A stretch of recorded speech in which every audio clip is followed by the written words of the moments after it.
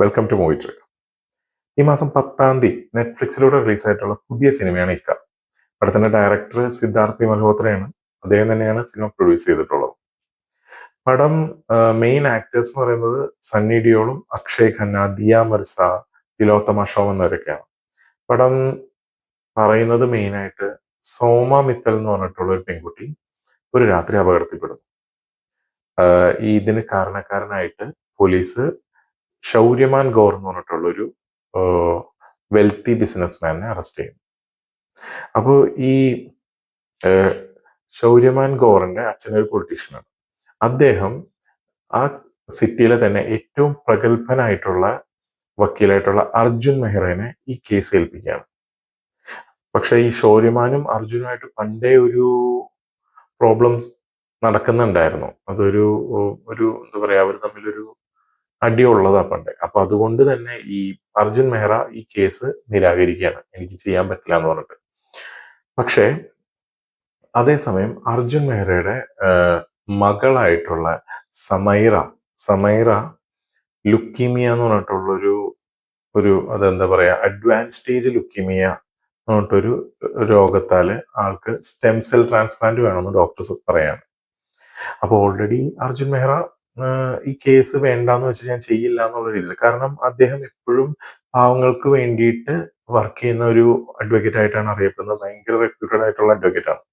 അപ്പോൾ അങ്ങേര് ഈ ഒരു കേസ്, കാരണം ഇതിനകത്ത് ഷൗര്യമാൻ ഗോർ ഓൾറെഡി തെറ്റ് ചെയ്തിട്ടുണ്ട് എന്നുള്ളൊരു ഇതിലാണ് കേസ് പോകുന്നത്. അയാൾ തെറ്റ് ചെയ്തിട്ട് ഉണ്ടെന്ന് തന്നെയാണ് എല്ലാവരും വിശ്വസിക്കുന്നതും. ഈവൻ മീഡിയാസ് വരെ അത്രയും കവറേജ് കൊടുക്കുന്ന ഒരു വമ്പൻ കേസാണ് ആക്ച്വലി ഇത്.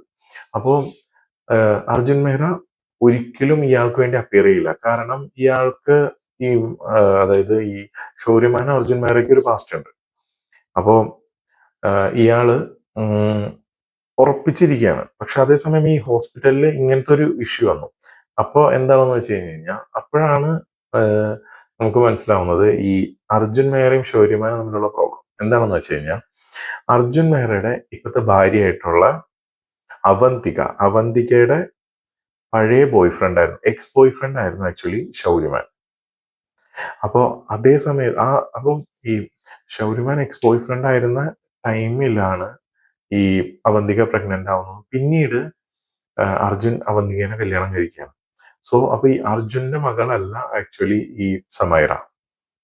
അപ്പോ ഈ സമൈറയ്ക്ക് ഈ അഡ്വാൻസ് സ്റ്റേജ് ലുക്കീമിയ ആയതുകൊണ്ട് തന്നെ ഈ സ്റ്റെം സെൽ ട്രാൻസ്പ്ലാന്റിന് വേണ്ടിയിട്ട് പാരന്റിന്റെ സ്റ്റെം സെല്ലാണ് പ്രോപ്പറായിട്ട് എടുക്കാൻ പറ്റുക. അപ്പോൾ അർജുൻ നേരെ ഷൗര്യമാന്റെ അടുത്ത് ചെന്ന് സംസാരിക്കേണ്ട അവസ്ഥ വരാണ്. ഷൗര്യമാൻ പറയുന്നത്, ഞാൻ സ്റ്റെം സെല്ല് തരാം, പക്ഷേ എന്നെ ഈ കേസിൽ നിന്ന് എങ്ങനെയെങ്കിലും നിങ്ങൾ കുറ്റവിമുക്തനാക്കണം.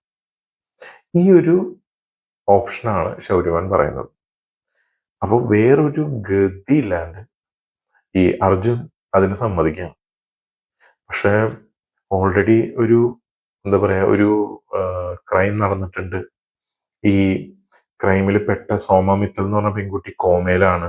അതൊരു സെക്ഷൽ അസോൾട്ടാണ് ആക്ച്വലി. അപ്പോ ഈ തെറ്റ് ചെയ്ത ആരോപിതയ്ക്ക് മീൻസ്